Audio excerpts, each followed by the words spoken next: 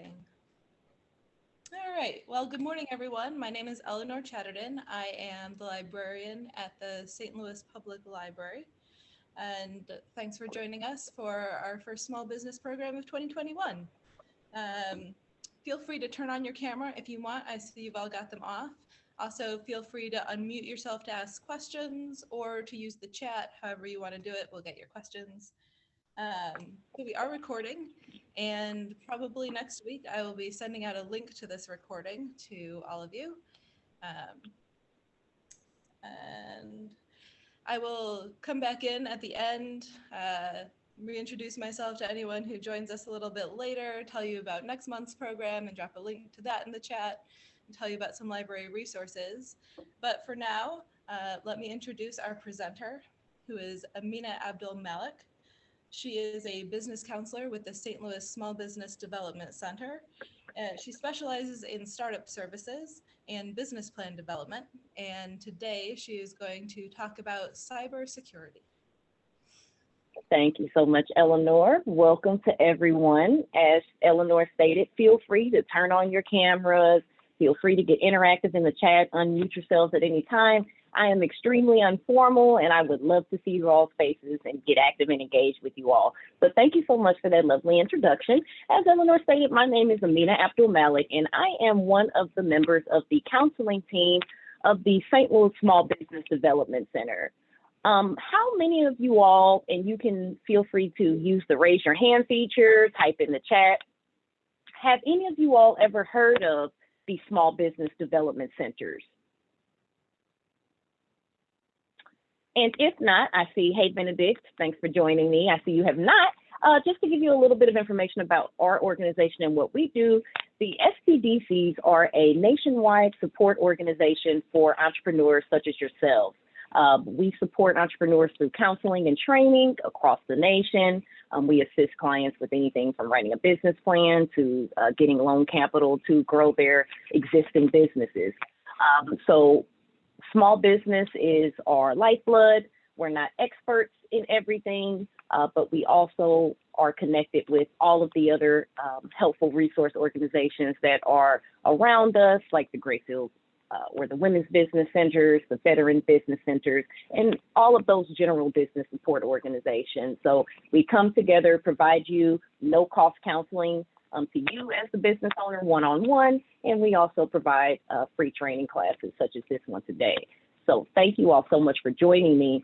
And also at the end of this class, I believe that Eleanor will share my contact information as well. We do offer no-cost one-on-one counseling, and one of the big tools that I will be talking about in this class today is the cybersecurity resource guide that we have created as a statewide organization for you all to be able to use to determine what type of threats may be prevalent for your business and to provide you resources to help prevent or protect against those threats. So I'll talk about that as we go into the presentation. But today, if I can find my clicker, today we will start by reviewing a few of the most common types of cybersecurity threats. Today's course is meant to be very, very introductory and to help you as a business owner understand the common types of threats out there for your business and the basics of the practices, the basics of best practices to help you and your business stay protected. So we'll start off by reviewing some of the basic and most common cybersecurity threats that are out there. We'll also review and go over a few of the best practices to protect yourself. And then we'll also describe and go over some real world scenarios and examples of these types of threats and discuss their impact on those businesses as we go through as well. And then finally, we will test your knowledge a little bit. As I said, this course is very, very introductory, but I'm hoping that you will leave here with a basic understanding of knowledge of the threats that are out there and the first steps you're going to take as a business owner to protect yourself. And then finally, we will wrap up and review what we've learned today, and I'll send you out the virtual doors today with a few action items that you can take today to better protect your business online. But before I just jump into the information here in the presentation, I'd like to give everyone just a brief opportunity to introduce themselves. I see we have a decent amount of people today, so good. But I'd like to just, if you could introduce yourself with your name. You don't even have to share your type of business, but I would like to know if you feel like your business right now has some level of cyber protection. And I guess we will start right here at the top. Miss Benedict, am I pronouncing that correctly? And you can Yes. go ahead and unmute yourself. Yes. So my name is Benedict, and when I saw the title at the library, I thought, oh, I should follow that because my husband created his own company recently, and he's selling second-hand equipment, machinery, Okay. and the stuff. Before he was working for a John Deere dealer, and so after he got laid off, so he decided to stay in the same business that he knows. So he has his clients and everything. And so when you sell, for example, a combine, it's a lot of money that you have to receive. So he's, how do you say, everything is prepaid. So he's selling everywhere in the world. And he created this company like a LLC, I think. The type of, Yes. And we are not based there in St. Louis, but we are in Murray, Kentucky, in the West Kentucky, and we are in a small place. And something that we learned, we had to drive to Nashville to open a bank account because he's receiving money from abroad. And it was I know that. And so you're getting sources. Your husband has started a business and is receiving and taking funds from a lot of different places and having to manage all of that digitally because his customers are everywhere. So perfect place for you to join today to get some information. Because I know that I listened to him that he was telling me, okay, he's with Wells Fargo. It's a bank that he had some money from the past. So we had to drive there to open the account, and after, so he's moving all the money quickly from when it's coming to Wells Fargo in Nashville, he's moving it quickly to our bank that we have here. So he's kind of always at the bank. Here is where I see him, I have to go to the bank because he sold, so I have to go, Just those transactions, it's kind of, it's a stressful part because he's telling me, no, I cannot leave the money there on the account there, Wells Fargo. I have to transfer that quickly. We never know if someone is taking the money in between. I thought, what is that? So I think I will learn that. Okay, thank you very much. And that's something that, and it sounds like we could also talk one-off and later after class about some of the other things he has going on about his financial management and things like that as well. So thank you for joining, Benedict, and thank you for sharing that. And I definitely think you'll be able to take some information to him or help him or be able to assist better as he's navigating the business. I see Lynn, if I'm pronouncing this correctly, Lynn Selders, if you'd like to introduce yourself or take yourself off mute. Hi, I'm Lynn. Hello. I'm listening in the car, so hopefully you guys can hear me. Yes. Okay. All right. Yeah. So my husband and I are working on a business. We're pretty much in the MC stage right now. We're developing our business plan, but I saw this. He wants to sell products. But I saw this training, and I thought when we were working on the plan, we thought about everything except we really hadn't addressed the cybersecurity threat. So this is something that we really should address, and I'm happy for this training. Thank you so much, Lynn, and I think it'll definitely put you in the right mind frame to go back and start to analyze everything that your business has structured and how it's digitally protected right now. And then I see someone titled MC on the Zoom.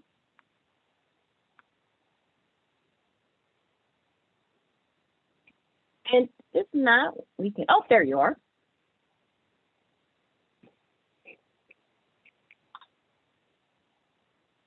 If you're talking, MC, I see you're unmuted, but I can't hear you.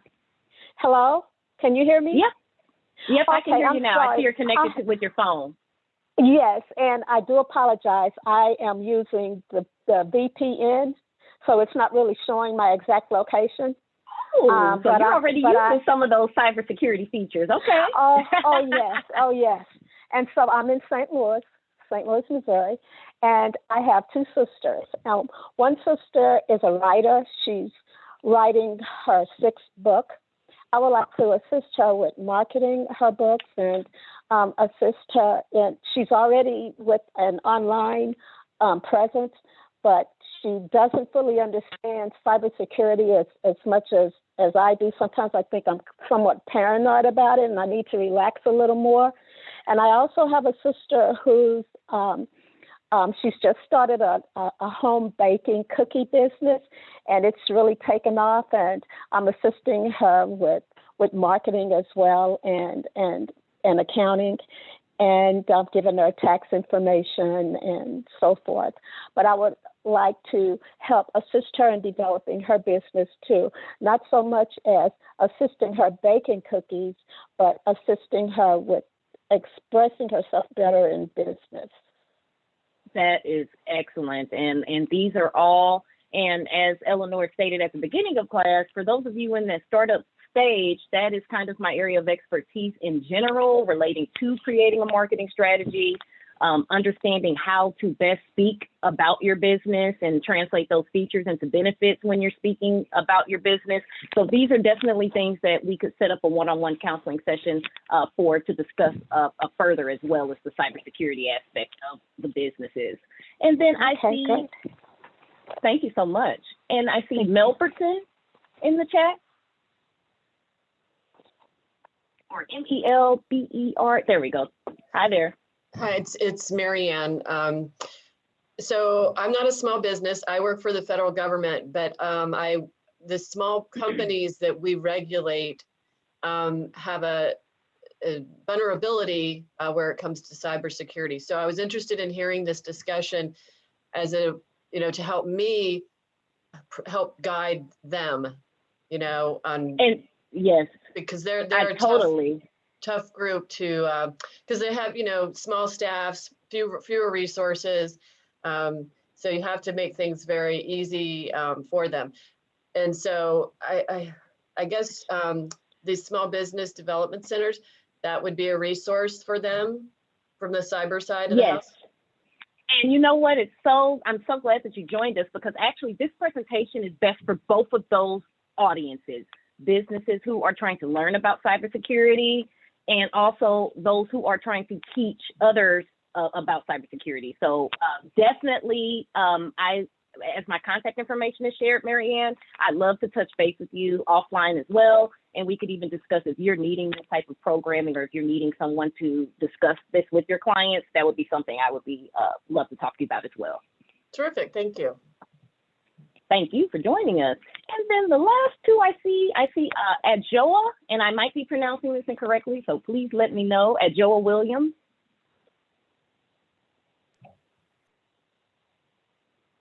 Oh, I saw you briefly. Oh, get off of mute, and then I think you're muted again. Hi. There we are. Hi there. Hi, how are you? My name is Audra Williams. My company is Cash Basis, which is pretty much a small business specializing in cloud technology. And we market to the government. So it's a government contracting business. I actually have a background in IT. I was a DBA for quite some time.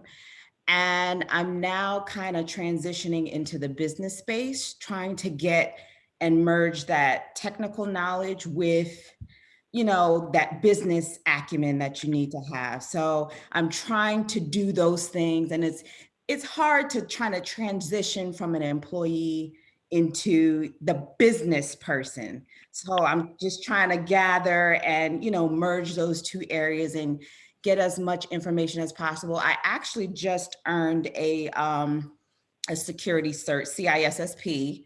So I'm trying to. Congratulations. Thank you so much. It was so hard. I'm trying to get all the information I can to just, empower my business and build my business with that knowledge. So that's why I'm here today. Thank you so much. Thank you so much for joining us. And I see Lisa has typed in the chat. She doesn't have a speaker or webcam. That's no problem. Thank you so much for joining us. And I'll just add on to that, Ms. Williams, that you're totally right. It's very hard to figure out that balance of working in the business and working on the business. And so finding that balance and then learning to step away from the activities that led you to that point and blending those business skills with your technical skills and knowledge, always a challenge, but the fact that you are taking it on and taking it on and going at it directly is going to be the first step in success. And then Lisa says in the chat, Lisa's with the Washington County Chamber of Commerce. So she is here to learn for our cybersecurity and to help their members if they have questions. Thank you so much for that, Lisa, and thank you for joining us. So as we go through this agenda today, as I stated, there is a larger level guide of resources and tools that I will be sending you all as a supporting document after this class that I will be mentioning throughout the presentation today. But let's go ahead and get started. So we know that cybersecurity is a huge issue for pretty much everything in our economy these days. But why is cybersecurity such a big issue now? Number one, we know that we're always connected. I teach an online marketing class. Online marketing is one of my favorite things to work with clients on. But when we think about marketing, we oftentimes don't think about the security that comes with the ease that we are able to do things and purchase things and communicate online. We even use technology to listen to music, to get information, and even now to even simply communicate and share information as we're in a pandemic and not able to meet face to face. We're always using Wi-Fi hotspots. I have Ms. Williams here that is running her business and operating her business using cloud services. And then we know the importance of our mobile devices in our day-to-day lives. So we know that cybersecurity is a huge issue now. All of our life, besides our business lives, use technology that is on the internet. It's simply put, made things more convenient. But because of that, there has been a large increase in the amount of cyber attacks, okay? Cybercrime is not just a U.S. issue, but the United States is a primary target for a lot of the cyber crimes that we see. The Wall Street Journal actually has a report out there that states that there are over 34,000 known computer security incidents every day in the United States. And that was back in 2017. So we know that that number has done nothing but increase since then. Now, at least 62% of these incidents actually involve breaches to companies just like yours, so smaller and medium-sized businesses. So the majority of these attacks and these cyber attacks and incidents are happening to smaller sized businesses.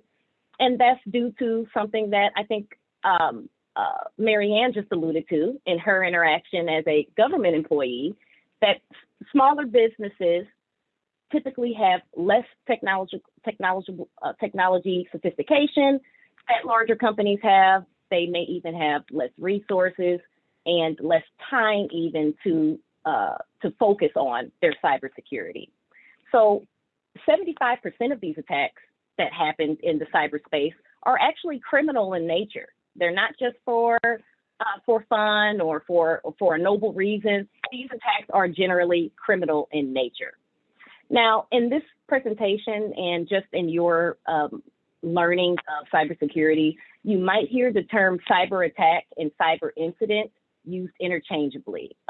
So when you hear cyber attack and cyber incident, typically those are going to be used as interchangeable terms, although there is slight variances to the definitions of those. So let's talk about the cost of these cyber crimes. So what do these breaches actually cost business owners per year? The estimates of these of cybercrime, it varies very considerably, but all of the estimates are very, very staggering and high numbers. Back in 2017, the cost of cyber attacks actually increased by 27%. But the actual cost in 2017 of cyber attacks was $154 billion just in the United States alone. In the world, cyber attacks cost the world $450 billion globally. And this is obviously not all just because of those large hacks that we hear about, like Equifax or Zappos, but it is that accumulation of those attacks on small businesses like your own. And when you think about those larger businesses and how they handle cybersecurity and those cyber attacks, you want to consider the cost of an attack on a small business. The average cost of a cyber attack on a small or medium-sized business is actually just under $700,000. So we might be a small business owner, but the cost of these attacks is not small for small businesses. And this slide has a bunch of information on it here, but I'll try to focus some of this information for you all. But you essentially have a 1 in 2 chance of being successfully attacked or having your small business data breached. So since small and medium-sized businesses are softer targets, you all are in the field, you all are working on and acting as accountants and acting as marketing and sales managers, and don't necessarily have full departments dedicated to your cybersecurity, you may not have obviously as strong of the ability to protect against that and prevent those attacks, or even recover or retaliate from those attacks. So as we can see here on the right side of this slide, the number one type of attack, of cyber attack on small businesses or businesses as a whole, is going to be a web-based attack. And we're going to go into what these different types of attacks are and generally how they're comprised. But typically, the main 2 types of attacks that businesses face are going to be web-based attacks or also phishing attempts. Excuse me. So a cyber attack is an intentional effort to penetrate your network or to gain access to your network to destroy something or to take or to gain something. But a data breach is a little bit different. A data breach includes those cyber attacks that are intentional, but a data breach can also be just an unintentional lapse of protection by someone that has authorized access to your networks and your devices, such as an employee or an advisor. So a data breach not only includes those purposeful attacks, but also includes those unintentional lapses of protection by those that may have actually have access to your information. Another term you may hear used when you're talking about cybersecurity is something called a zero-day attack. A zero-day attack is simply put an attack where the software vulnerability actually is discovered on the day that the attack happens. So a zero-day attack means that someone breaches or attacks your information, but that vulnerability is discovered that same day. So that is what a zero-day attack is. And then you also may hear of a term called cross-site scripting, which you see accounts for 11% of the attacks that business owners reported that they have faced. And a cross-scripting attack is a web application type of cyber attack where a hacker actually inserts a client-side script into a web page or inserts something into the code of your page, of that web page, which allows it to then bypass all the access controls that you have and allows that hacker to gain access to the actual web page viewer, or it would allow that hacker to then go and make changes to the actual design of your website. So that's what a cross-site scripting attack is. And we'll go into some of these different attacks here into the presentation. So we have a few more statistics on the type of attacks and who's attacking and why people are and why a lot of these cyber breaches and cyber attacks occur. If we look at the chart here on the right, this is showing the types of data breaches over the years, starting in 2010, going all the way out to 2016. And you'll see that the dotted lines are the actual breaches by percentage, and then the curved lines are the actual trends of those breaches. So if you see in 2016, there is a large jump in this espionage type of breach. That was because of a change that was made to how we see breaches. But the main thing to note on this chart is that most breaches that are going to happen to your company are going to be financial type of breaches. The majority of your the majority of cyber breaches and cyber attacks, as you can see on the left side of the slide, are going to be perpetrated by outsiders, people outside of your organization. But there is still a very, very significant threat for cyber attacks from within your organization. As you can see, 25% of cyber attacks, according to this study, involved internal actors, which could be even someone like an employee. So, as we kind of stated earlier, the vast majority of these attacks are criminal, with finances and money being the primary motivator. We know that money moves a lot of the world. And in those cases, either a payment from the person being hacked, or either the hacker is expecting payment for information, or the hacker is typically selling data that it has received to others. And it is also actually estimated that 80% of small and mid-sized businesses don't actually use some type of data protection. Can I ask you all to maybe raise your hand in the chat, or even type in the chat right now, how many of you all have some type of data protection set up for your client information or for whatever information that you have that you are managing? Do you have some type of protection set up for that data right now? And feel free to also take yourselves off mute. What do you mean? What kind of protection can we have? I don't know if he has because he's for example, my husband, like, he's communicating via his cell phone, via WhatsApp. So And so I don't know if it's really safe, WhatsApp. Okay, and that is the reason why we're thinking about this now. What is data protection? What type of data protection is out there for my business? And I see Lisa says that I believe we do. Your director would know for sure. And I am sure the chamber has some type of data protection, but you know this as well as I do, that oftentimes our organizations, even the chambers and my organization, we don't even have the amount of cybersecurity that we maybe need for some of the information that we are protecting. But the main thing to remember, most of the incidents that are going to happen related to your company are going to be from outside the organization, but that doesn't mean that they cannot come from inside the organization. And money is the motive for the majority of these cyber attacks. Ms. Williams-Ajoa says that they use firewalls, virus protection, etc. So I know you managing things in the cloud or managing cloud services, Ms. Williams, I know that you all have some level of that basic data protection. So just money is the primary motive for a lot of the hacking and cyber attacks and data breaches that we see and that your business may face. But there is something else called hacktivism. And hacktivism is the act of hacking or breaking into a computer system for politically or socially motivated purpose.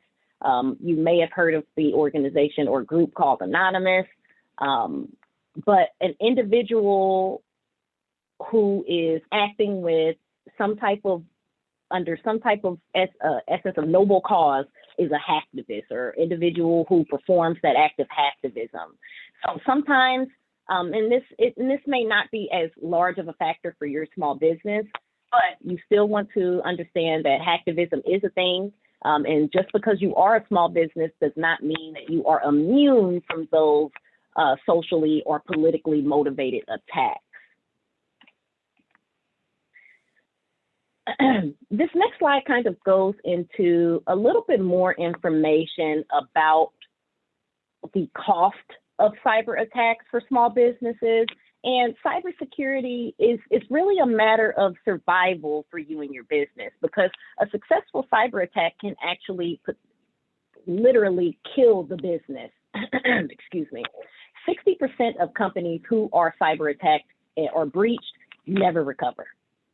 The National Cybersecurity Alliance reports that of all the small businesses that report a breach, 43% of those are small businesses. So I'm going to keep reiterating it, that your small business is at the front of those, or is at the front of the list when it comes to hacking and cybersecurity and those type of attacks. And as you can see on the slide here as well, the cost of these attacks are very, very high. You can calculate the cost of the potential cost of a cybersecurity attack, even based on the number of stolen records that may be taken digitally or taken from that hacker. Back in 2017, each stolen record typically cost the business between $141 to $172. That's just one customer record that you can think of. So if one customer record gets stolen, that essentially costs your business about $200 per record to recoup in terms of finances. Back even in 2013, a cyber attack could actually set a small business back anywhere from $54,000 to $188,000 per incident. So you want to ask yourself, before you even go out and protect yourself, right now, can you actually survive from a cyber attack? Could your business survive that attack? Could your business sustain after losing that potential $54,000 to $188,000, and even more than that, because these figures are a little bit dated from 2013 here. Now, if you can survive that attack, let's assume that you can financially cover those costs. What about the loss of your customers, the loss of their trust to your business? And then also, what about the damage to your brand and your reputation? We know now that when we think about some of the bigger companies that have been attacked, that have been vulnerable to cyber attacks, how do we feel now about those companies like Equifax or some of those other companies who have been victims to cyber attacks? Do we trust them as much as we used to? That's a question that customers or your suppliers or anyone doing business with your company is going to ask after a cyber attack happens, if you are able to recover. And this is just a quick quote here. Security is not convenient. Securing your business is not going to be the most convenient thing in the world for you to do. But the truth and the absolute truth of the matter is a cybersecurity mindset is pivotal and very, very important for you to set up now, because it is the new normal, especially as we operate our businesses through this pandemic, where we are more separate but together due to the internet. So there's not going to be many shortcuts that you can take when it comes to identifying ways to secure your business and taking steps to make your business cyber secure. And just to follow up on this quote from one of my colleagues here, if you implement every measure in this presentation, you could still be impacted. Now, if you neglect to implement what is in this presentation, you will be impacted. And that is just the straight up truth of the matter. So let's kind of give some examples to this. And we're going to meet a few distinguished guests here on the next slide. But just keep in mind that the point of view protecting and protecting yourself from cyber attacks and making your business more cyber secure is not to completely eliminate the risk. You can only minimize your risk. Now, the Online Trust Alliance does estimate that 93% of hacks are preventable, but your prevention measures are just going to be risk mitigation, because you cannot eliminate all of the risk because your business is online in some capacity. So here are our distinguished guests, and all of these people, and these people, most of them are just like you all, small business owners or small business support organizations or people who support small businesses, but there is one person in here that's creeping around and they don't fit in. So all of these different business owners, as I read through some of their stories here, we'll start with Marco, the coffee shop owner. I wish I had seen Marco this morning. I did not get my cup of coffee. Marco says, businesses like mine offer free Wi-Fi to customers, and I recently learned how risky that can be. The assessment is a great tool to learn how to keep your network secure. Now, all of our guests are kind of promoting this cybersecurity resource tool that I will be able to send out to you all after class that will allow you to kind of do an assessment of how your business is vulnerable right now on the internet and how you can better protect yourself. So that assessment is part of that resource guide that I'll be sending to you all. But then we also have Sally the plumber, who says, we may only have 5 employees, but that didn't stop the hackers from targeting us.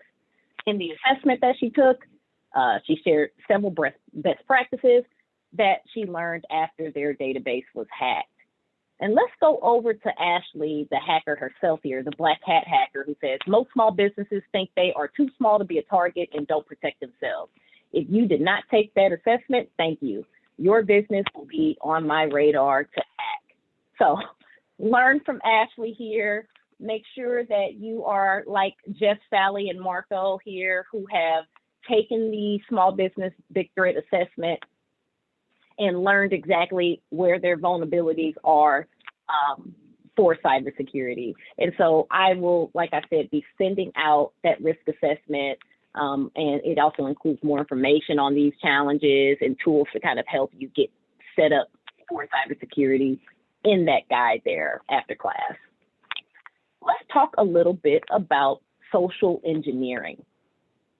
Social engineering, you might have seen it used in a lot of different ways. You may have used a lot of different terms to describe social engineering, but hackers of all types, simply put, exploit our willingness to trust or the assumption that it won't happen to me, that my business is so small, I'm just using my website as a landing platform for customers to get my contact information. Oh, I am fine. Humans are good. Nothing's going to happen. And there are many ways that criminals will exploit the internet through fraudulent scams, malicious attacks, or unauthorized access to your sensitive data. But what social engineering is the use of manipulation using psychology to coerce one into giving up information.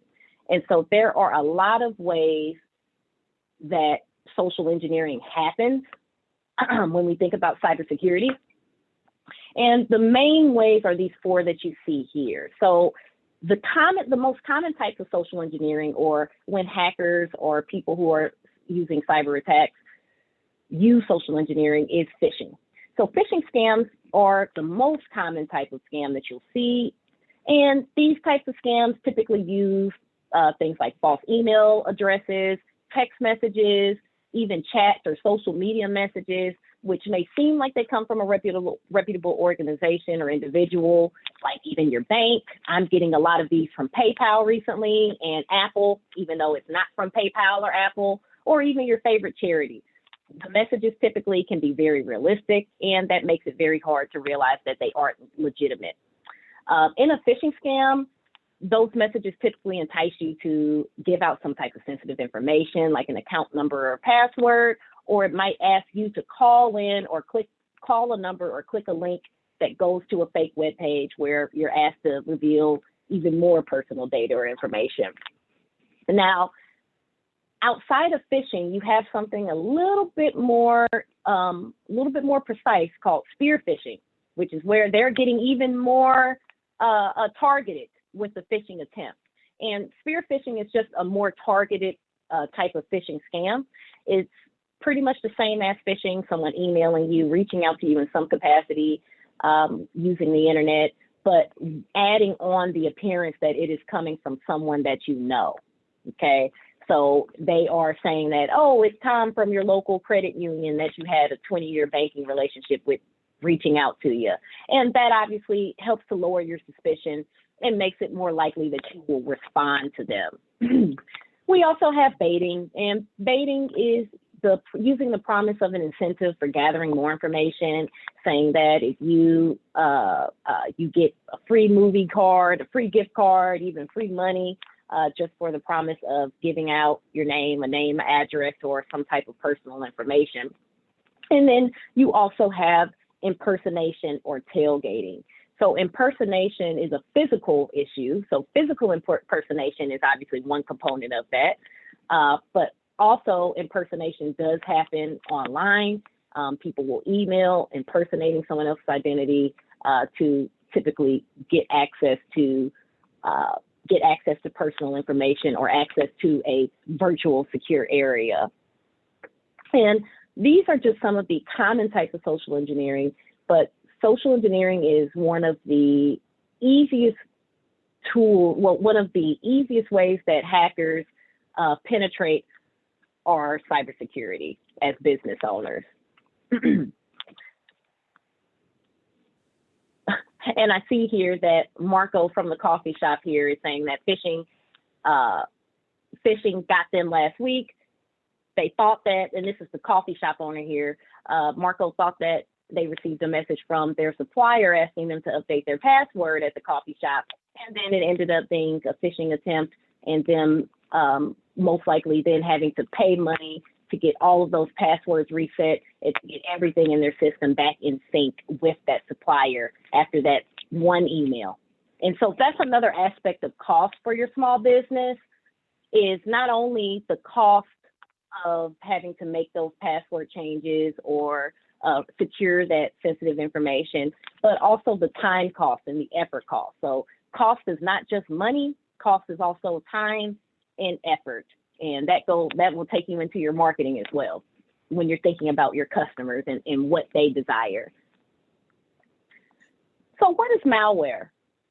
Malware is just a term used, and it's a short word term for malicious software. And malware is really an umbrella term that's used to describe a variety of software and a variety of different harmful ways of, excuse me, my other phone was ringing there, I apologize.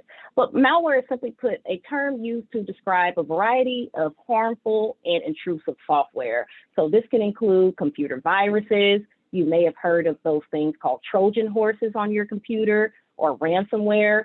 All of these are different types of malicious programs. Now, who on a personal level has been a victim of installing malware on their computer, even if it's just their personal device? I can say that I have, back in the days, downloaded a good amount of malware to my computer and didn't start to notice it until it started to slow down or give me different error messages. But malware has always been a very, very common thing on the internet and has become more and more prevalent as more small business owners take their businesses online. So when a hacker is initiating a phishing attack on your business, these criminals can sometimes be trying to install malware on your computers. And this happens oftentimes to computers where the software has not been updated, okay? So this is a very, very important part of just the base of keeping your business protected, is to keep that software and computer up to date. But the amount of email malware has doubled since 2014, and this is including all forms of malware, including ransomware and all those different types. So you're not just safe anymore if you're running a basic antivirus software. Hackers create new viruses every day. They're creating new viruses almost as soon as antiviruses are created. So back in 2017, over 357 million new malware variants were identified. And most virus writers are going to test their viruses against the most common antivirus software. And I have a quick question for you all. What types of antivirus software are you all currently using for either your businesses or your personal devices? and you can feel free to shout that out or type it in the chat if you're using any type of antivirus software at this time. And if not, that's no problem. We can talk offline about different options for that. Okay, I see Kathy Dolson says she's using Norton, Malware Bytes, McAfee. I'm interested in this Malware Bytes. I think that's the one I have not heard of. Another Norton. Norton has been tried and true for years and years now. Another McAfee. I'm a fan of McAfee, but you know, I've had Norton in the past, but then again, these are all just going to be base level tools that you can use. So you need a basic antivirus software, but you can't just stop there in terms of protecting your business. And I see MC also mentions Microsoft Defender, which has actually become a very, very good stock tool in Windows to use for virus protection. So thank you for those. So even though it isn't perfect, the best defense is going to be for you to keep all of your software up to date. And that includes your operating system, even your web browser, your word processing program, and every program on that computer that may not even be related to your business, but that you are still using on that device. Ransomware is a common form of malware, and those type of attacks are expected to continue to rise according to all the different cybersecurity studies out there right now. And ransomware involves holding information hostage, so to speak. So the amount of ransom has increased by 366% over the last few years, and only 40% of people who pay get their files unlocked. So if your information is stolen and the hacker then starts to hold that information for ransom, it is not necessarily guaranteed that you will get that information back even after paying said ransomware hacker. So be very, very aware of how sensitive that information can be if it is lost at that point. If your information is somehow lost, another good defense is going to be backing up your information. Also in the chat, if you all are using some type of cloud backup tools, go ahead and post those in the chat as well. I know we have Dropbox, Google Drive, but I'm interested to hear if you all are using more business-centric cloud storage tools, or if you all are just using those traditional ones. But the best defense after you've lost information is to be prepared to restore from your last known backup from whatever backup service you are using. If you're not using a backup service, that is going to be something very, very important for you to obtain. I see MC also says that they are using OneDrive, and OneDrive now has all of that Windows integration, which makes that nice and convenient. And then I'm going to also be sending you all a copy of this presentation, and when you all click these links, it will give you all more information about these different types of malware as well. And then I see Kathy Dolson mentions that they only use Google Drive, but are looking into other options. So this slide here, it's just really describing the high amount of increase in ransomware attacks and the increase in demand in ransomware. So overall, out of the different types of malware, ransomware attacks are going to be very, very prevalent over the next few years. So those types of attacks and keeping your information safe, and not only safe, locked, and also backed up just in case, are going to be two large components in your basic cybersecurity foundation. Did someone have a question? Okay, I thought I heard something. I apologize. So let's answer this question as a myth or a fact. There is a statement that is always made when you're talking about different operating systems that users of the Apple and the Mac platform are impervious to cyber attacks. They are impenetrable to cyber attacks. Now, do we think that this is a myth or a fact? I see Ms. Williams, I'm going to call her my cyber expert here, is saying myth. Everyone's saying that that's a myth, and you all are totally correct about that. Now, Many Apple users mistakenly believe that they cannot be hacked and have somewhat of a false sense of security with their Apple devices. I will be honest and say that Apple devices do tend to have less cyber attacks than PC users, but that does not mean that there are not specific malware, viruses, and cyber threats that are specific to Apple products and computers and their other types of devices. Every type of computer and software is vulnerable. And in fact, Apple product vulnerabilities actually grew by 167% in 2017.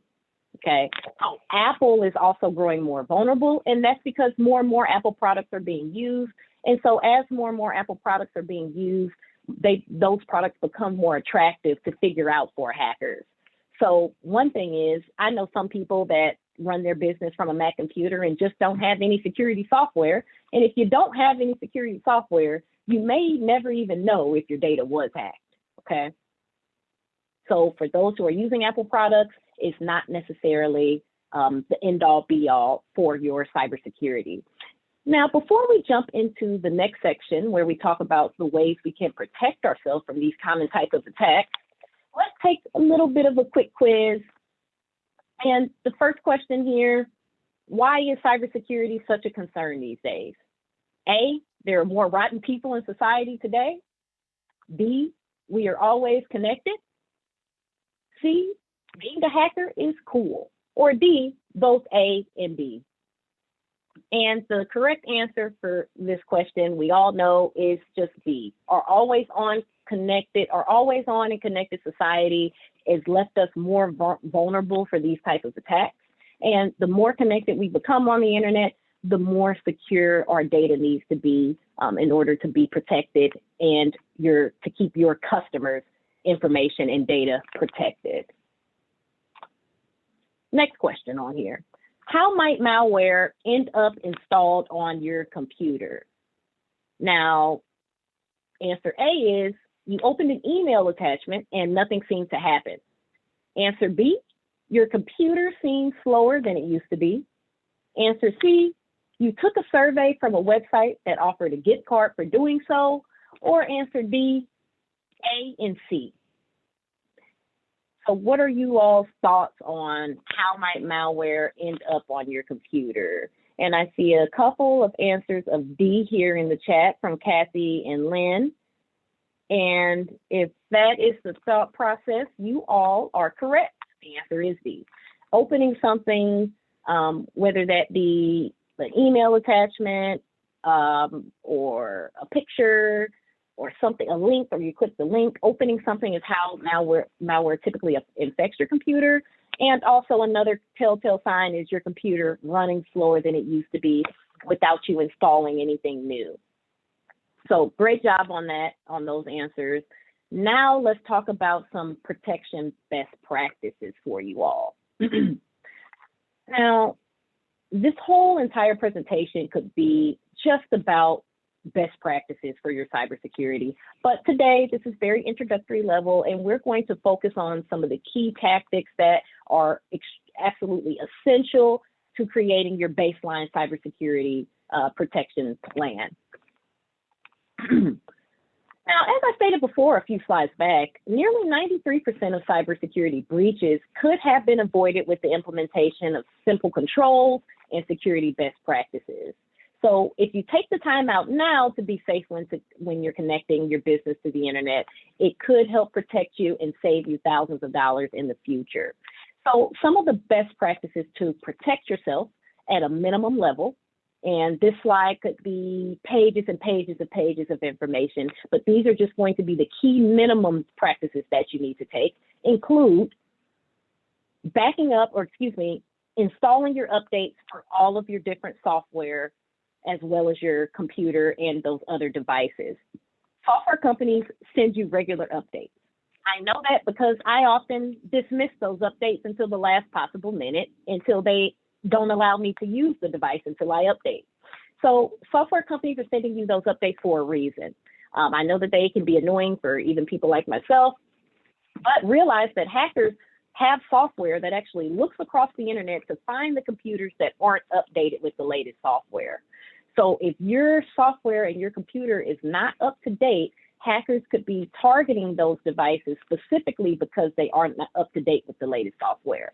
So next time you get that notice to update your Windows, click on it. The next best practice to protect yourself and your business at a minimum level is to back up your data often. The best practice is to do daily backups for your business's data, because keep in mind, it could be that one day that you don't back up that your information gets hacked, and so that's all the information for your customers, and causes you a lot of trouble on the back end. So backing up often, daily if possible, is going to be the best way to go. And don't keep your backup in just one place. Your backup should be replicated and also stored off-site as well. This makes it a lot easier when you go back to restore your data and actually resume your business operations. If your data isn't stored, if that backup isn't stored in the same place as the original data. So make sure your backups are stored in several different places. And also you want to ensure that your network equipment is configured properly. Hackers also look for businesses that don't have their networks configured correctly, and don't hesitate to hire an IT professional. Miss Williams, no, I'm just joking. Don't hesitate to hire an IT professional to assist you with setting up your network correctly.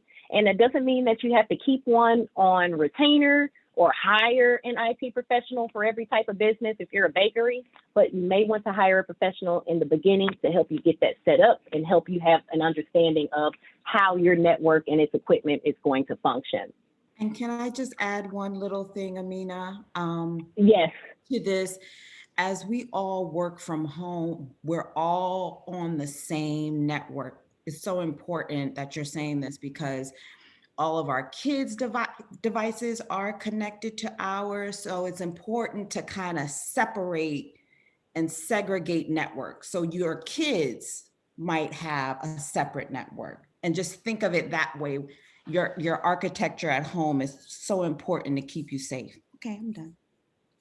That is very, very true. And that's a great, great point. And so when we're all working from home, you're completely right. Everybody's on the same network. So if you're not setting up that network properly and separating aspects of your internet network in that regard, then that makes it makes your business extremely vulnerable for cyber attacks. So thank you for that. That's very, very true, Ms. Williams.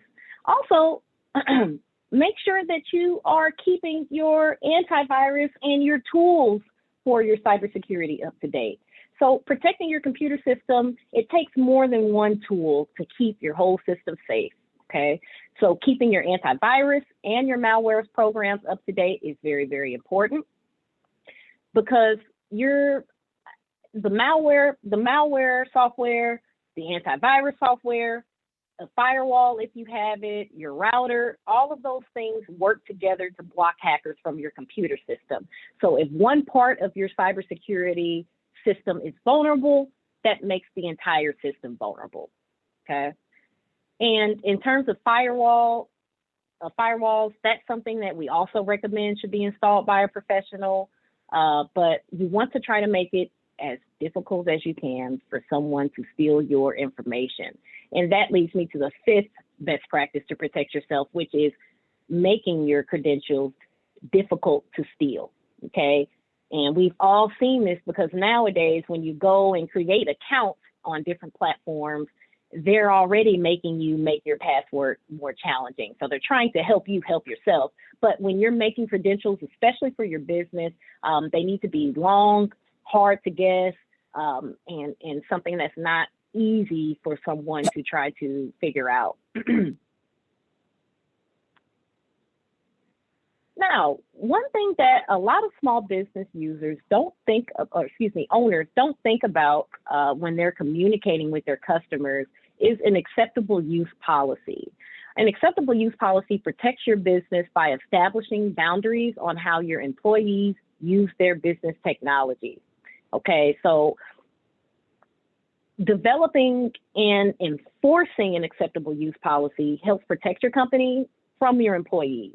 And even if you don't have any employees, it also can protect your company from itself, so to speak. It doesn't provide any protection from any legal action that results from a data breach. But what it does provide is the basis for any HR action that may be necessary if a potential employee in the future violates that policy. So you're trying to build a culture of security within your company, even if you right now are the only employee or don't have any employees. So you're trying to establish those rules for behavior now on how to handle and how to protect customer information and other vital data to your business. So that starts by making security a daily priority, just like your sales are a daily priority, your research and development, your marketing, your accounting. Cybersecurity should also be a daily priority. That can start by you creating a clear set of rules in terms of how you protect your the business's intellectual property. So some examples of this can include, let's say if you do have an employee, or even if you have a contractor that's assisting you, let's say you restrict those employees from sharing references to your IP address on any public forum. So, and that includes social media. So that means that you would be restricting that employee from using their work device or anything like that on a public forum. So it creates a level of separation between, similar to you registering your business legally as an LLC, creating an acceptable use policy creates separation between your business and the employees that share information on their platforms, essentially. So also another example of creating rules and how these rules can be helpful. Also, if you require any business systems with your IP information, your business's IP information, to have two-factor authentication, or to make it to where when someone is attempting to log in to use any of your business systems, that they have to verify their identity with another device. Those are just some examples of creating rules that foster a sense of security in the business's foundation. So if you're interested in creating that acceptable use policy, I do actually have a template that I can share with you guys after class that's very generic and could be helpful as you are attempting to create your own. And then Marco says, you know, and I get this from a lot of my clients, I am a 5-employee coffee shop. Do you really need this? Yes. Even if you have 5 employees, especially for the coffee shop owner, where employees could be also tasked to post something to social media while they're at work about a new coffee or a new promotion. Any business that has employees at all needs an acceptable use policy by any means. If those employees are going to be able to communicate on behalf of the business, and even if they're not. So now let's talk about some password best practices. So we know, and most of us, I'd say, have a pretty good understanding of password best practices, because in our personal lives, we're still asked to make the same type of passwords that we are asked to do for our businesses. So you want passwords that are longer. Right now, 8 characters is the average amount of passwords. Now, the Georgia Tech Research Institute actually recommends a minimum of 12 characters, but of course, the longer, the better. The biggest factor, according to the National Institute of Standards and Technology, for a secure password is length. So length is going to be the easiest way to protect yourself when you're creating a password. Also, using complex terms or adding in special characters can also help, as well as using both lower and uppercase numbers, or letters as well as numbers. The more different types of characters used, the more secure. How many of you all have used a password such as 1, 2, 3, 4, 5, 6 over the years, or your child's name or your birthday? Now, I can admit to that. you know, back when we were just starting to use email. But nowadays, these websites won't let you make those type of passwords anymore anyway. So there are some level of protection that the software and the website provide to us. But when you're thinking about your business, don't do that 1, 2, 3, 4, 5, and don't make it your childhood best friend's name. You want it to be strings of words, or excuse me, strings of letters and numbers and special characters, or even catchphrases that people will not easily guess. Also, you want to make the password unique. And then finally, where are you storing these passwords? If you're storing your passwords on paper, obviously that paper could be copied, it could be photographed, it could be stolen. If you are storing those passwords in your email account, which is something I have done in the past and I'm working on remedying now, that computer can be stolen, that email account can be hacked. So you don't want to share, or you don't want to keep those passwords in a place that allows all of your passwords to get stolen. Nowadays, we have a newer tool called a password manager, okay? The password manager is a digital wallet that keeps all of your passwords safe. The basic benefits of these digital wallets or these password management tools are that they are completely encrypted. So those passwords are held safe digitally. They even sometimes, if you have a password manager, the password manager will help you create strong passwords for you and automatically save those passwords. Your password management tool will allow you to save your passwords securely on both your phone and your computer. So you can keep all your business passwords and have access to them no matter where you are. You can securely share those passwords with your employees, or if you need to securely share a password with a supplier, you can give limited access of certain passwords via that tool. And it also will allow you to set up two-factor authentication. So if you're logging into an account on one device, you can also use your password manager tool as a authentication tool as well. So when it comes to your business and passwords, make sure they are lengthy, unique, complex, and that you're using some type of vetted tool to keep those passwords safe. That's not just you sending a message to yourself or writing them down on a piece of paper.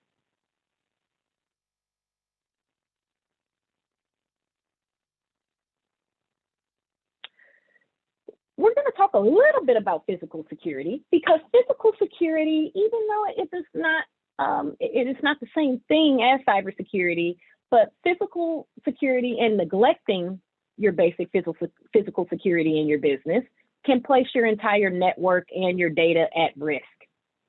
Physical security is a component of cybersecurity, because when you implement and enforce good physical security, that naturally will enhance the level of cybersecurity your business has. So everything we've learned about cybersecurity kind of translates over to the physical realm. When you are leaving your desk, or if you're working at a co-working space or at a Starbucks or coffee shop or that bread company, if you're not logging off of your computer when you're leaving that workspace or locking your device, that is a lapse of physical security. Locking your office when you're leaving, not letting visitors or other people into your work area, and then also checking credentials of repair personnel or anyone you're not familiar with in your business space. Also, using extra caution in public places, not leaving anything attended. I know a client of mine had a hard drive, and it had information related to a major project, major real estate project they were working on, with blueprints and all types of documents. And someone stole the hard drive from them while they were at a St. Louis brick company, and they never got that information back because it was not backed up. Okay, so physical security can then lead to an exposure of your cybersecurity as well down the line.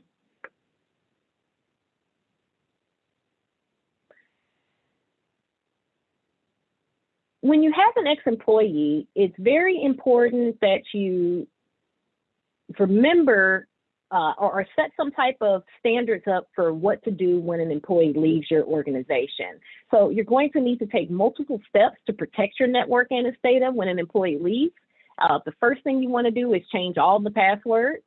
You also want to disable the user's accounts. And you also want to direct all of your other employees or contractors to change their passwords, because you don't know who started to share passwords with who. You also want to get help if it's needed. So you might want to go to an external IT person to clear out those devices and make sure that there is nothing, that there was no information left on those devices from that previous employee, and that also that no information was somehow taken out of those devices. So when an employee leaves, you, just like you would physically take the keys from the store from them, you want to make sure that you're taking all of those digital keys from that employee as well. And then these steps may feel like overkill sometimes, especially if you're a small business and this was your only employee and the situation ended well and they were a trusted employee. But industry experience shows that businesses that take these steps as a routine part of their approach with every employee will be much more safer than those who just pick and choose when they take these steps. So take these steps consistently, no matter who the employee is, to make sure that you are protecting your business's information when an employee leaves.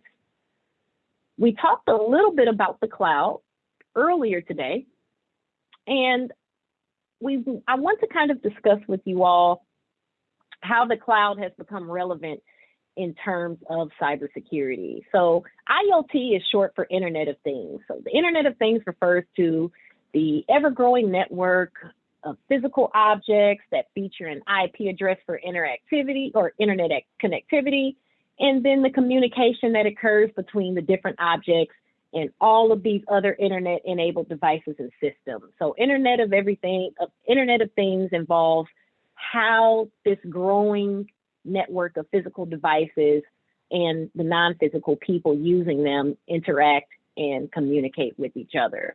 So even cars and appliances now are a part of the Internet of Things. So if it has an IP address, it can be hacked. Anything that is connected to the internet can be hacked. There was actually an article here that is cited in our presentation of hackers remotely killing a Jeep on the highway or turning off a Tesla car while it was driving. So anything connected to the internet can be hacked.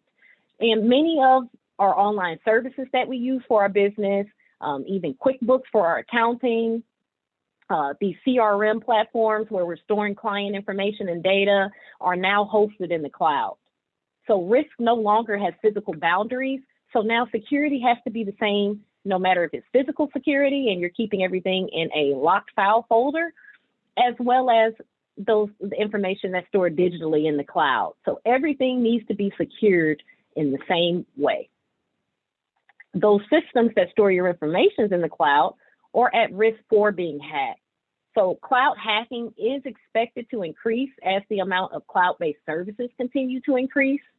We know that the amount of cloud-based services is going to increase because we are now operating more than ever on the internet, especially during this pandemic. So be very, very aware of the cloud service that you're choosing to operate or to store your business's files on or in.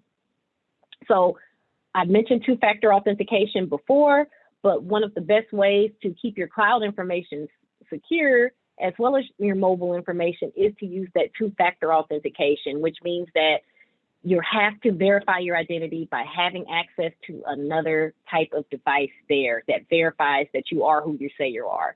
So with two-factor authentication, first you enter your password, then a second security code, usually by text or email, is sent to you somewhere else. That message supplies a code that you must enter to proceed.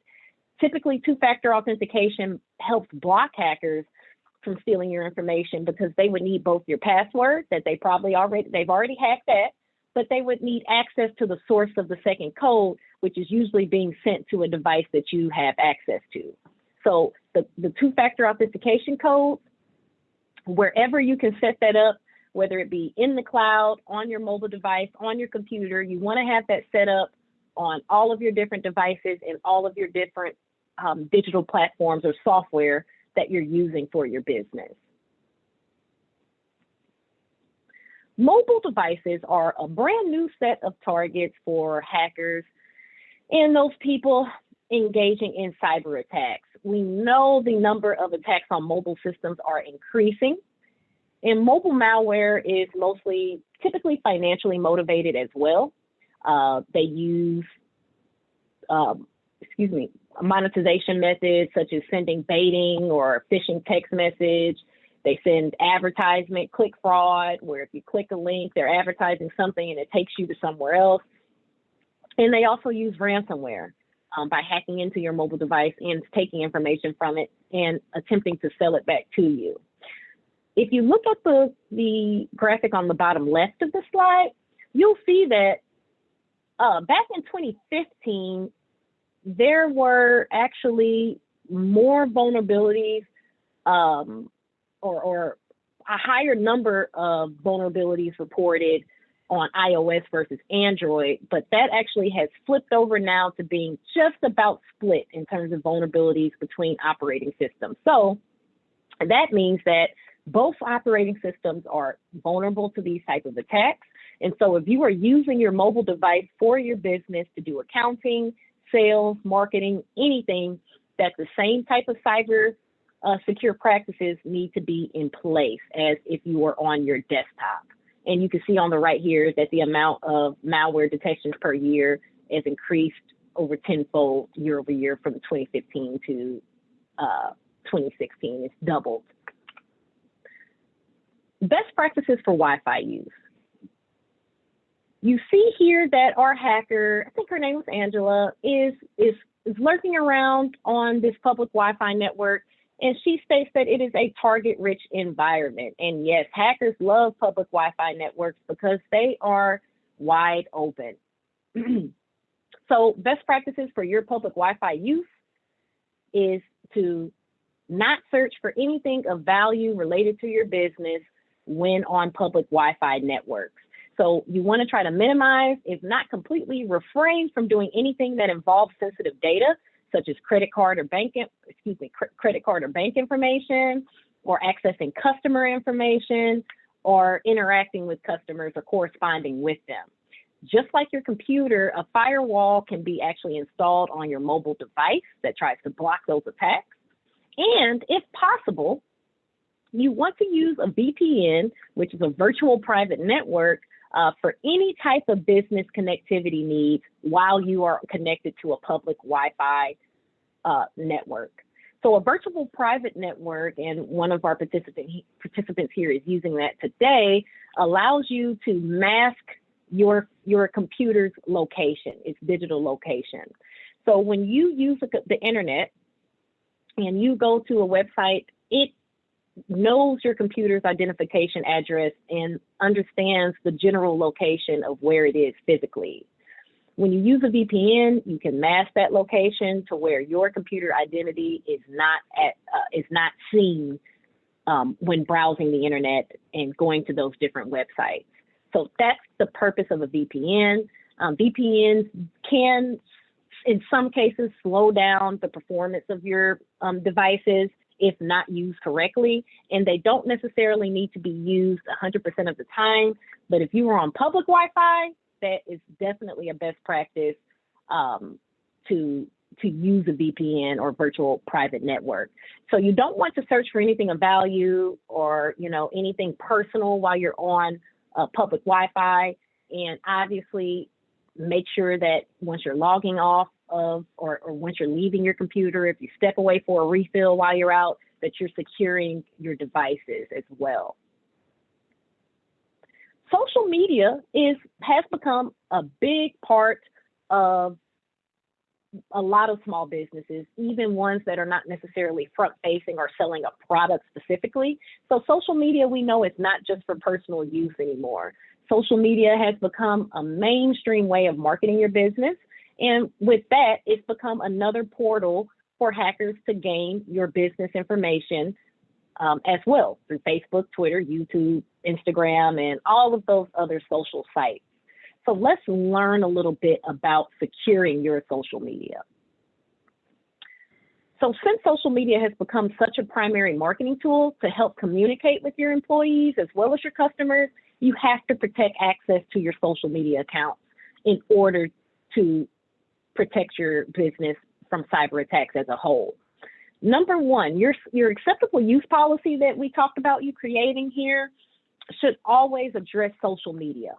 Do not leave out social media when you are creating that acceptable use policy. Make sure your employees know the risks of what they post online and the implications of that. And also make sure that your employees know what social media websites may be dangerous to the security of your business's network. Also, like any other application or system, you want to implement good authentication practices. So make sure that you're not on your business's social media pages accepting invitations from people or organizations you don't know, and also maintain those same strong passwords and make sure you're changing them often on your social media accounts as well. And unlike other forms of digital communication, the person that controls your company's social media page or its presence can dramatically and drastically change your company's image with just a few taps. Just a quick tap of a change of a Facebook status can be a huge change to your company's brand and its online presence. So because of that, you want to make sure that the folks that have access to your business's social media accounts are extremely trustworthy. So also, when you are thinking of discretion in terms of what to post on social media, less is typically more when it comes to your business. And when in doubt, don't share. If you're in doubt about what to post, and this is kind of going into my online marketing class here, but when in doubt, don't share. Only share what is going to be necessary to your business, and only share what's going to promote that business's brand and image. And also remember that the apps are also on your phone as well as your PC. You can set up two-factor authentication for all of these different social media platforms now, and I would highly recommend setting up two-factor authentication while using social media for your small business. Also, updating and reviewing your social media pages often. I have a horror story for our organization. I managed some of the social media accounts for the St. Louis SBDC. When I came on, there had been a previous intern who had all the social media passwords. What happened when that intern left? We lost all those passwords and had to fight with Facebook and Twitter to get access to our social media accounts. So keeping that information up to date will help you to make sure that the people who need access and need the right logins have access to the right information when they need them. Now, if you're participating in online buying and selling, you want to be sure, and since that's such a prevalent way of doing business right now, we have Etsy, we have so many different ways for small business owners to get their product online and start selling quickly and easily. There's no such thing as real total safety when you're buying things online. But things that you can do are make sure that the website starts with the HTTPS, or look for the small padlock symbol. That typically indicates somewhat of a secure session for your browser. If you don't know the company, make sure that you've asked around. Make sure and see if other people have done business with the company. Most legitimate businesses that you find will have a contact phone number or an address listed on their site. So take a moment and stop and call that business. And I know most of us probably do these steps already, but make sure that you are doing your due diligence when you're buying and selling online, so even when you're selling. If you're also selling something online, you want to take these steps just as the customer would to protect yourself in that transaction as well as the customer. So if you're selling online, you want to make sure that all of your transactions are conducted securely and that those transactions are encrypted. And that's going to help your customers feel safe when doing business with you online as well. And while we're talking about selling, let's talk briefly about PCI, or payment card industry compliance. So every business that accepts credit cards needs to be PCI compliant. Make sure that your selling system for online payments is PCI compliant. Now, most of the online selling tools that you'll use are POS systems like Square, and I can't think of the other main one right now for products, are PCI compliant already, but this will make sure and help ensure that your customers are going to be protected while doing business with you. And the majority of your customers don't know about PCI, but the loss of one customer's credit card number can critically or fatally or even fatally wound your business. So if you have to write down a credit card number for any reason, don't let anyone see that number. Tear up the paper before you throw away, use a shredder. But also, you want to try to use regulated credit card payment systems when possible, and not manually be running people's credit cards or typing in or emailing credit card numbers back and forth. It's typically not a good idea to correspond or transact that way. The website that we have here listed when I send this presentation out to you guys is also a good source of information on PCI, but that's definitely something, if you are accepting credit cards, you have to be PCI compliant. And then we're going to start kind of wrapping up the presentation today. We have another myth or fact here on the page, and this is a comment, and I'm just going to tell you a common myth, that I'm not on the internet at all, so I'm safe. My business does not use the internet at all. Even if your business is not on the internet, you are statistically safer if you're not on the internet, but something you own probably is on it. Something you own is probably on the internet. And if it's not, the suppliers that you're working with, your customers, the people you are selling to are on the internet. So keep in mind and realize that if your business is not completely internet focused, information can still be translated to the internet. So your safety is not secure, even if your business is not internet focused or focused on providing something digitally. The last thing we're going to learn about today is cybersecurity breaches. How can you develop and implement a response and recovery plan in the case of a cyber attack or data breach? Obviously, the first step, don't feel like you have to create this response and recovery plan alone. This is something that we could work on together during counseling sessions. And the primary, if your primary mission of having no breaches fails, then what? What are you going to do once you have been compromised? The first thing that you can immediately do upon being compromised is to disconnect and lock down, okay? So just like a disease, the first step is to stop the spread, quarantine your system. And we know all about this from our day-to-day experiences now in life, disconnecting, lockdown, and even unplugging your computer from the network completely and getting help, okay? Unplugging the computer from the network will slow down the viruses spreading to other devices in your network. And so this is kind of alludes to what Ms. Williams was talking to. If you're at home working on your small business and all of those devices are on the same network, one device gets hacked, if it gets into that network, then who knows, something could pop up on your kid's tablet downstairs. So disconnecting and locking down your systems from the internet and your local network is going to be the first step to minimize any further compromise or risk. Now, you don't want to turn off your computer completely, because that's going to make it a lot more difficult for an expert to then come in and investigate what actually happened. But disconnecting the computer from that local network is going to be helpful in those initial stages. The second step is to inform the affected parties. Okay, so if those are customers, they need to know that their information has been impacted. How many times as a consumer have we gotten emails over the last year that our data may have potentially been at risk from this company or another?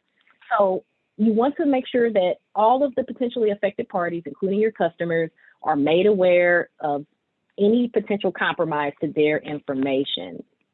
And then after that, you start to resolve and resume. So after that is where you get the situation resolved, you work with an IT professional, and once that situation is resolved, you get back to business. So when you have downtime in your business, downtime is very, very costly for you as a small business owner. One of the things you want to calculate for you as a business owner when you're thinking about your cybersecurity response plan is how much downtime costs you.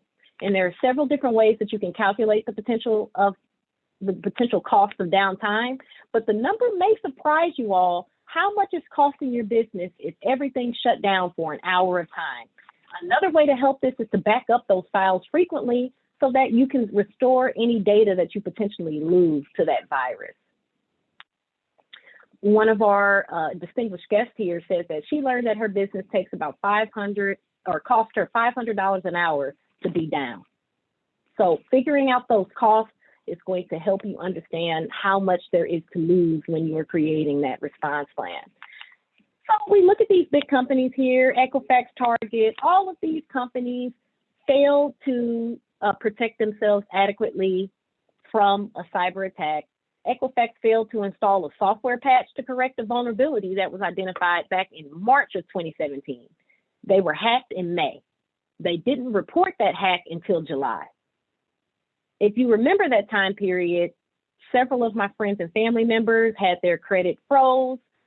They lost trust in Equifax. And I remember that Equifax provided so many free services to its customers after that data breach. Now we look at Target. Target's data breach was instigated by having a third-party company who monitors the energy consumption and the temperatures of the stores. They gave that HVAC company remote access to their system to do maintenance or troubleshoot glitches, and then members of that company then took data, breached that data, and then they ended up getting hacked. So what can we learn from these big company examples that we see here on these slides? We learn that these breaches have cost the company lost confidence, they cost these companies millions of dollars, and they've cost these companies customers. So when this happens, if you are compromised, what can you learn from these bigger companies? Oh, excuse me, I'm sorry.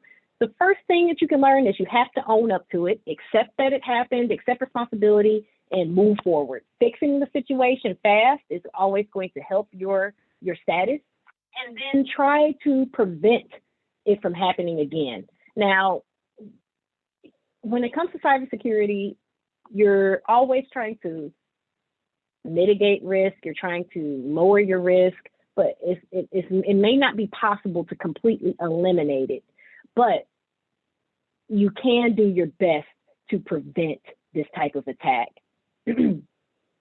And then we'll wrap up today's presentation. Just a couple more quiz questions here that I know you all already know the answer to, but what are some indicators that you are using a secure browser session? A, there's a lock in the browser's address field. B, the website address starts with HTTPS. C, I have my monitor turned so no one can see my screen. That's an hilarious answer. Or D, both A and B. I see a bunch of D's coming in the chat. And yes, the correct answer is B, both A and B. So if you see that lock in the browser's address field and it starts with HTTPS, typically that site is somewhat secure. Now, what is a task you should not do while using a public Wi-Fi network? A, pay your bills. B, mess around on Facebook. C, read the news. Or D, email. Now, some of these are debatable, but which one would you definitely not want to do while on a public Wi-Fi network? We know that the answer is A. You don't want to pay your bills, conduct any business on a public Wi-Fi network that involves sensitive information. I would say that email is also a questionable answer here. You do not want to be accessing public email and corresponding with customers also on a public Wi-Fi network as well. So the realities for small business, there's only two types of companies, and this is from Robert Mueller, the FBI director back in 2012 here, and he stated that there are only two types of companies, those who have been hacked and those that will be hacked. So this is a very pessimistic statement, but you want to be on the latter side of Mr. Mueller's statement for as long as possible. There are no guarantees that you won't be hacked, but you want to have the best type of plan to respond. Now, some action items that you could take with you in next steps for your business as you create your cybersecurity recovery and response plan. First step is to check out the resource threat guide that I will be sending you all after class, but also now it's time to further your education. Resources are available out there to kind of help you expand your knowledge about this topic. You want to do some analysis on your systems right now, figure out how secure your systems are now, what are your vulnerabilities now. So you want to do a SWOT analysis for your cybersecurity and its status. And then you can go into making improvements and using tools that are available to kind of help guide you through that process. And our website, which I'm going to send to you all, is actually going to be a great place to get started because these are going to be free tools and resources that will help you as you try to keep your business online and protected. And I think I have bunched a lot of information into this hour and a half today, but I think that is all I have for you guys. And as I stated, once I have your contact information, and I believe Eleanor is going to share mine, I will be able to share this resource guide with you, as well as answer any additional questions you may have or set up a one-on-one counseling session at your convenience. So thank you all so much for joining me. And were there any questions?